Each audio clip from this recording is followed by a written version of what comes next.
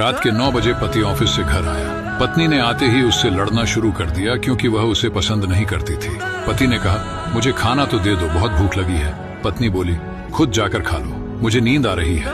पति चुपचाप सुनता रहा और पत्नी पूरी रात उससे लड़ती रही। जब सुबह हुई तो पति ने कहा, मुझे नाश्ता तो दे दो। पत्नी ने गुस्से में कहा, मैं तुझसे तंग आ गई हूँ, भगवान करे तू मर जाए। पति कुछ नहीं बोला और चुपचाप ऑफिस चला गया। पत्नी अपने बच्चों को स्कूल से लेकर वापस आ ही रही थी तो उसने देखा घर के सामने भीड़ लगी हुई थी।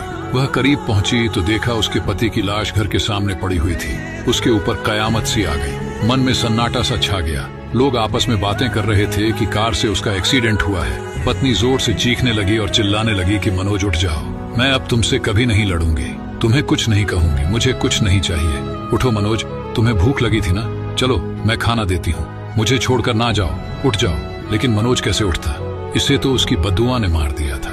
मनोज के जाने के बाद पत्नी को दुनिया के रंग नजर आने लगे, रिश्ते बदलते दिखने लगे, उसके अपने उससे मुंह मोड़ने लगे, दुनिया के लोग उसे गंदी नजरों से देखने लगे।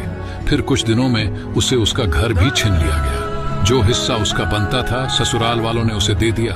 पति के मरने के बाद उसे एहसास हुआ कि पति जैसा भी हो, चाहे पसंद का हो या नापसंद का, लेकिन औरत के सर का ताज होता है। अगर सहमत है तो कमेंट में यस जरूर लिखें।